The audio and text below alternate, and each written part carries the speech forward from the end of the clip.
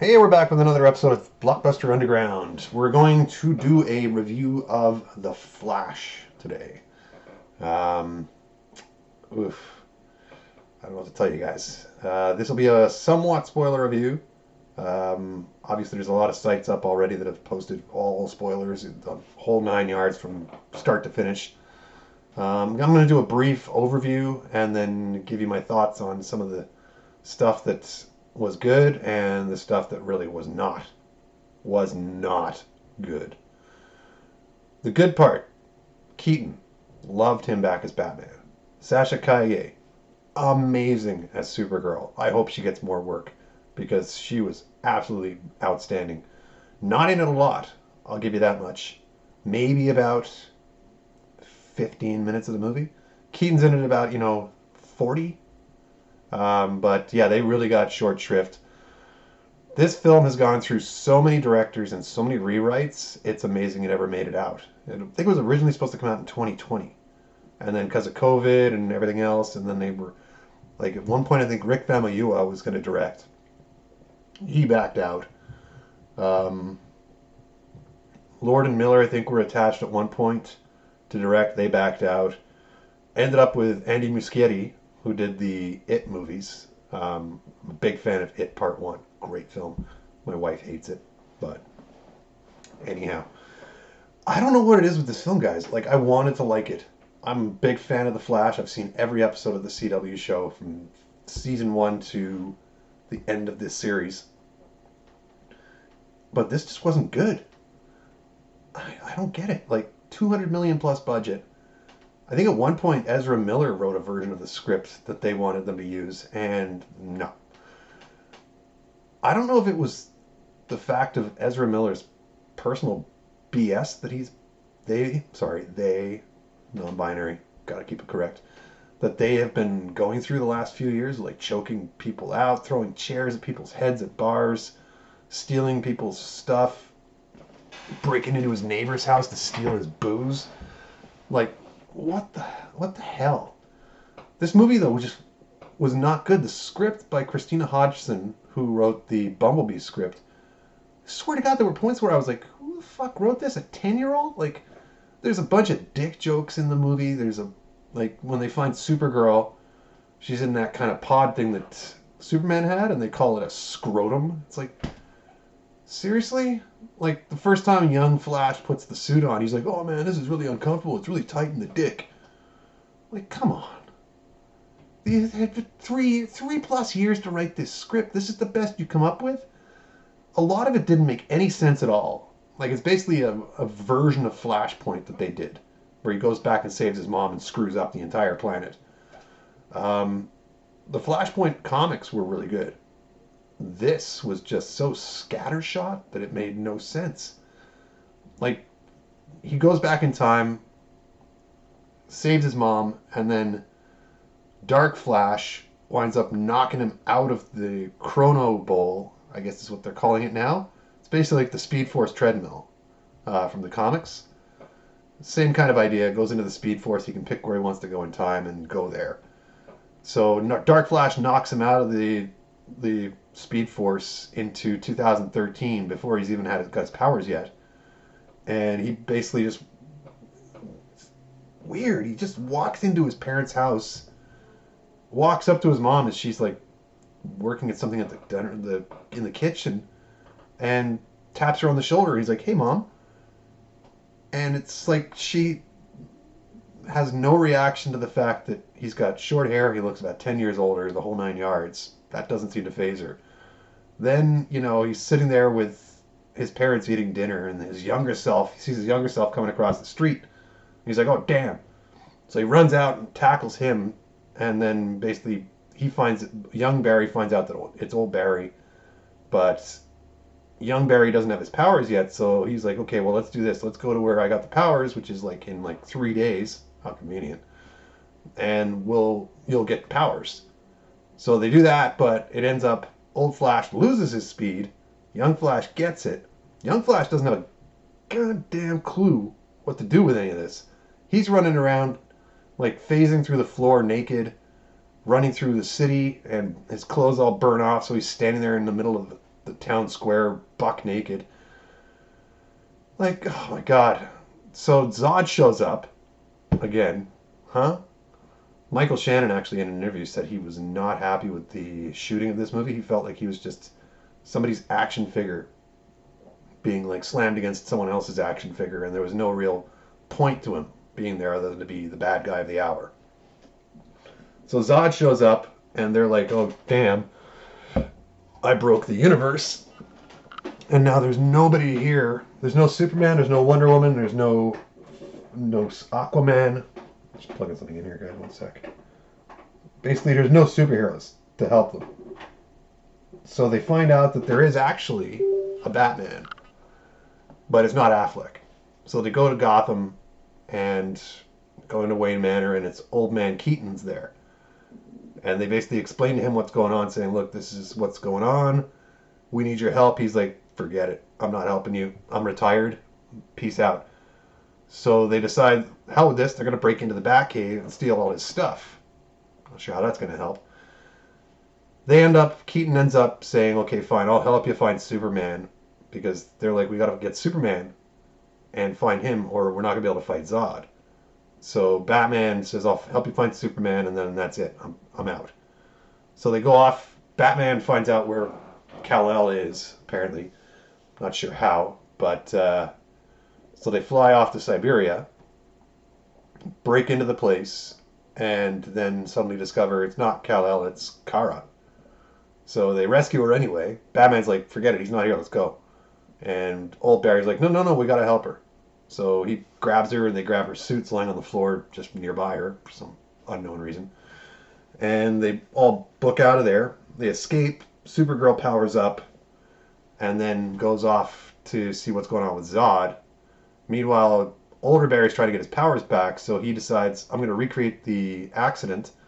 I'm going to line the room with jars of like industrial chemicals, and then we're going to send up a thing into the air like, Thomas Edison style, and get me zapped by lightning, and it'll bring my powers back. Or it'll kill him. So they try it, doesn't work, obviously. And then all of a sudden, out of nowhere, Supergirl shows up again, and she's like, well, here, give me him. She grabs him, flies up into the storm. He gets hit by lightning, and then all of a sudden his power's back. How convenient.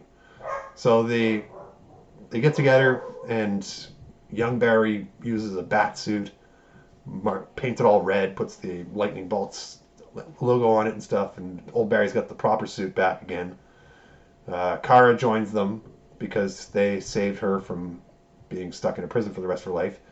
And Batman's like, hell with it, I'm kind of digging this now. I'll come with you. So they all jump in the Batwing, fly off to the desert where Zod's at. They land, Batman's flying around in the Batwing, shooting at people and stuff. Kara's like, I've got to take out Zod, so she goes and confronts him, and she's like, Zod's like, oh yeah, the world engines are going to like harvest the planet, and we're going to build Krypton again, but your uncle put the DNA that we're going to need to reconstitute the Kryptonian race into a person. And she's like, what did you do to Kal-El? And he's like, well, we found the pod, and he wasn't the key. And she's like, what happened to the baby? He's like, oh, he didn't live. So she freaks out, and then Zod's like, well, actually, you're the key. We need your blood to be able to harvest to create the Krypton race again. So, really short battle between her and Zod. She beats him down, has him knocked out. She goes to turn off the world engine, and he stabs her in the back and kills her. Harvests her blood, and off they go. Meanwhile, young Barry and old Barry are trying to fight the Kryptonian forces. There were a couple of cool bits there, like the cyclone thing was pretty neat, but so they beat a bunch of guys, and then they're like, well, where's Kara? Where's Bruce? And young Barry runs off to find Kara and finds her dead. And he comes back to old Barry, and he's like, Kara's dead. And young Barry's like, well, Batman's dead too, because Batman tried to fly the Batwing into one of the Zod's ships, which had shields, and the Batwing exploded and he died. So young Barry's like, well, no, they can't die. We can go back and fix this, right? So older Barry's like, well, no, you don't have enough speed to do it yet. He goes, I want bet. runs off and rewinds it about 30 minutes to where everyone's still alive. So Barry intercepts Bruce and it's like, Bruce, don't go near that ship. It's got shields. So Bruce is like, okay, good call. And the big, huge, like, behemoth dude from Man of Steel is on the battlefield. And Bruce is like, well, I bet he doesn't. So he goes after him and gets shot down, lands. They have a fight. Batman dies again by getting killed by the big dude. Kara gets killed again by Zod. So older Barry's talking to Bruce and he's like, I can't save you. This is like this is like a fixed point in time where anything that happens can't be reversed, which means that Kara's got to die and Bruce has to die. So younger Barry's like, screw this. They fridged Supergirl, so I'm going to go back again and try to save her. So he keeps doing it over and over and over and over again, not making any progress, getting just spikes of Kryptonian blades stuck in him, all sorts of stuff. Older Barry's like, I got to go back and fix this. Mom's got to die, or everything's going to be screwed. So he goes into the Speed Force. Young Barry's like, no, you can't just kill Mom. They're in the Speed Force, and all of a sudden, worlds start colliding together, and you see some of the worst CGI representations of old DC characters that you've ever seen. Like, we're talking PlayStation 2 quality CGI. They show Christopher Reeve, they show Helen Slater, they show Adam West, they show Golden Age Flash, which looks a lot like Teddy Sears from the Flash show, but apparently he had nothing to do with it. So they just kind of used his kind of likeness. You see Nick Cage as Superman from the never created Superman Lives movie that Tim Burton was going to do in the early 90s. If you've never seen the documentary The Death of Superman Lives, What Happened by John Schnepp, do yourself a favor. It's incredible. John Schnepp was a huge fan of the idea of there being a Nick Cage Superman movie. Rest in peace, John. Miss you, buddy. The CGI was terrible. Like, I'm talking god-awful terrible. The worst CGI in the movie, though, was probably the opening sequence when he's in Gotham and the hospital explodes and there's babies flying out the windows in slow motion falling and he's got to grab all of them. It was freaking terrible. Like, literally, guys, video game I've seen better graphics on the Xbox and PS5. This just was bad. That, and like I said, the CGI representations of people at the end were just awful too. So Barry, as he's about to go back to end his mom, to fix the timeline, Dark Flash all of a sudden bursts onto the scene, and it turns out it was young Barry who was going back into the Speed Force so many times he basically got lost in time and went insane, and now he wants to kill Flash. So it's kind of like Reverse Flash, but not, but kind of like Zoom, but not, but kind of like Savitar, but not. So young Barry shows up out of nowhere. So it's old Barry, young Barry, and Dark Flash. And Dark Flash is like, I'm going to end you, Flash. You've ruined my life.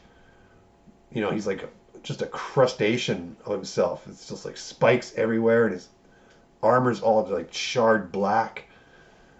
And he goes to stab Barry with this blade, and young Barry jumps in the way and takes the hit, and thereby kills Dark Flash because they're obviously the same person. So Barry goes back in time, puts the soup can back, which is the linchpin to his mom dying, because this can of soup or tomatoes or something would have caused her to not get home in time to have been murdered. So he does that, and then he makes one more tweak where he moves the cans of soup to the top shelf in the supermarket so that when his dad goes there, he's seen on camera, which is his alibi for not having killed the wife. We never actually find out who killed her. Like in the comics, it was Reverse Flash. Did Dark Flash do it in this one, or was she just randomly murdered in the middle of the afternoon in her house in broad daylight, and somehow her husband got got accused of the murder. Like, they don't explain it very well at all. But Barry has a moment with his mom in the supermarket just as he's putting the tomatoes back, and I love you, mom, and gives her a hug and all that stuff. And then goes back into the Speed Force and finds out, okay, well, I'm back. We're back, okay. And then he's like, oh shit, I gotta get to this court because it's his dad's date for court for the murder trial. Turns out the video footage with the can that he replaced now exonerates his dad, and he's a free man. So he walks out of the courtroom with Iris, who Kiersey Clemons, barely in this, barely in Justice League, except for that one short scene. And they're like, we should go out for dinner sometime. And he's like, yeah, cool, okay. And then his phone rings and it's Bruce. And he's like, Bruce, thank God, I'm dying to talk to you. I fixed everything. Everything's fine now. And you hear Bruce go, okay, well, I'm just pulling up right now. And his car pulls up and this group of reporters gather around. And as the crowd disperses, it's not Affleck, it's Clooney. And even Barry's like, who the fuck is this now? One of the better lines in the movie, actually. That, and when they're in Wayne Manor, both Barrys and Batman makes a joke saying, like, I don't call myself Super Batman. And young Barry's like, ha ha ha, wait, he's Batman? That was funny. Other than that, really not a great movie. Which, as I said, is unfortunate because I've been excited to see this. Like I said, though, Keaton was amazing. Sasha Calle is great as Supergirl. I hope they bring her back because they're planning on doing a Supergirl movie for the DCU, which is James Gunn's reboot. But from what I've heard, I don't know if they're going to use her because this seems to have been a one-off, considering she got fridged almost as soon as she showed up. And she got fridged like... I lost track of the number of times Barry tries to go back and save her, but you see like at least 8 or 9 instances of her dying, regardless of what they do. And yeah, I mean, I think the other problem with this movie is that everyone knows they're already rebooting the universe. So it's like, who cares at this point? Couple that with Ezra Miller's abhorrent behavior from the past 3 years, stuff kept popping up with stuff they were doing. The dialogue in the movie, like I was saying, were just absolutely juvenile. Like, I don't get it. Like, this much prep time, this many screenwriters, you couldn't have picked and choose from everything. And Christina Hodgson apparently has the only screenwriting credit on this, and I'm like, are you sure? Because the Bumblebee movie wasn't bad with Haley Steinfeld, came out a few years back. There's no way the same writer did this, because this was just, oh my god. And 2 times Ezra was almost too much to take. I mean, some people are like, they're a great actor. I'm like, I'm sure they've done some good stuff, but this ain't it.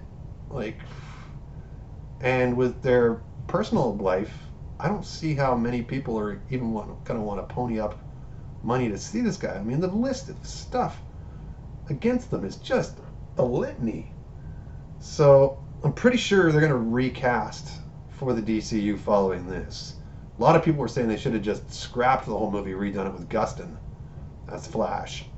He didn't even get a cameo, which is shocking to me.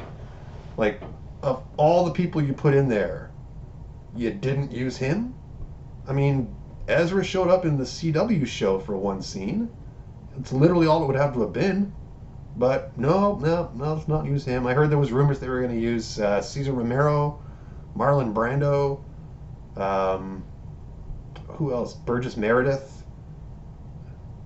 Adam West you see briefly. I think, if memory serves, he might have been carrying the bomb over his head.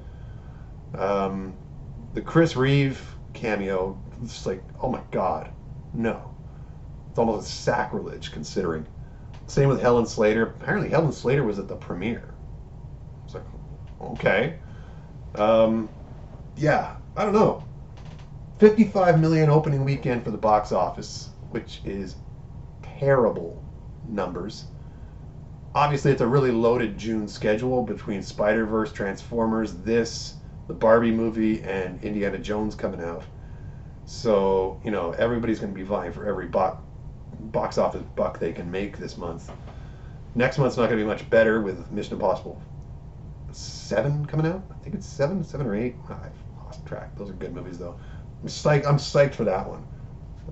Early word I've heard about Indiana Jones is not good, which really breaks my heart because, as you well know from following the channel, huge Harrison Ford fan. So the possibility of that being a bomb as well as The Flash not working out is pretty disheartening. The next one DC's got coming up is Blue Beetle, and my God, if that crashes and burns, they're in deep shit because that's basically there's still the Aquaman 2 sequel coming out, which from what I've heard is freaking terrible. So they could be in real big trouble with this reboot before it even gets going, with the rate they're going. I don't know. That's my 2 cents worth on the movie. I was super excited, super stoked, but super let down. The Keaton stuff, like I said, was all amazing. The Sasha Calle stuff, she's amazing too. I think I mentioned it on a previous video, but if you've never seen, they posted a reaction video of her talking to Andy Muschietti and being told she'd been cast in the role, and just the sheer excitement that went across her face and the genuine joy she had of being told, hey, you've got this role, you booked it. If you haven't seen that, definitely worth checking out. Other than that, I mean, this movie's worth, for the '89 Batman fans, this movie might be worth, a quick skim through the menu on the Blu-ray to check out the Keaton scenes. But if you can even stomach 10 minutes worth of the Ezra Miller stuff, then good on you, because I couldn't. I tried to disassociate real life from fantasy. I mean, there's suspension of disbelief, sure, but this is something a little bit more. Suspension of disbelief is like, oh yeah, he could easily catch 10, 12 babies falling out of a building with, scalpels coming towards one of them and a friggin' O2 oxygen tank on fire about to hit another one. That is suspension of disbelief. The fact the guy can run fast enough to go back in time, that's suspension of disbelief. This is just, this actor in real life is an absolute fucktard, and I can't even bear to look at his stupid face regardless of what they do. And that, I think, partially killed it for me, on top of the reboot situation, on top of the script being terrible, on top of the VFX for a $200 million plus movie. Oh, the VFX looked that way on purpose. Bullshit. They did not. And for Andy Muschietti to actually say that, I kind of lose a little respect. Because I don't care, like, oh yeah, they purposely looked that bad. No. You could have done a better job of that. You have stock footage coming out, the yin-yang of Christopher Reeve, of Helen Slater, of Adam West. You could have used that stuff and like morphed it in and just had a scene of Superman flying across the screen or something. You didn't have to go the route of this tacky, shitty looking CGI. I'm sorry.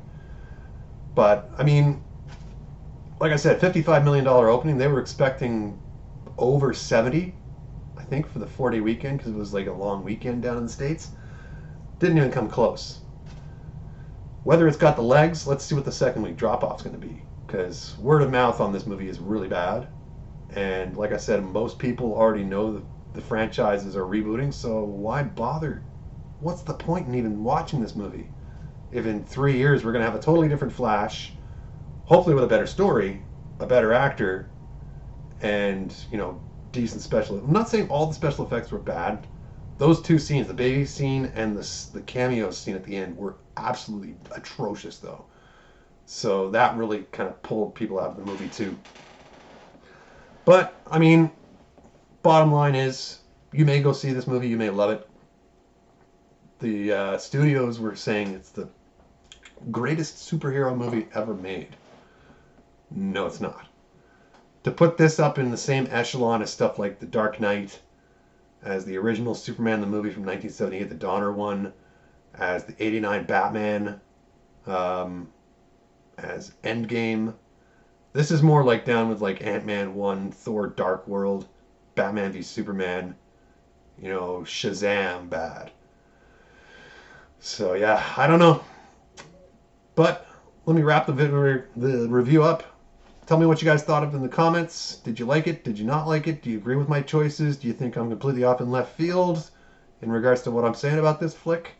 Tell your friends, like, subscribe. I'm almost at 100 subscribers, so I'm trying to hit that before the end of the year. Took me 7 years to get to 97, so hey, better late than never. Anyway, yeah, like, subscribe, comment down below about what you thought of the Flash movie, whether you think that my points are valid with the whole reboot and everything else. And we'll catch you on the next video. All right, cheers.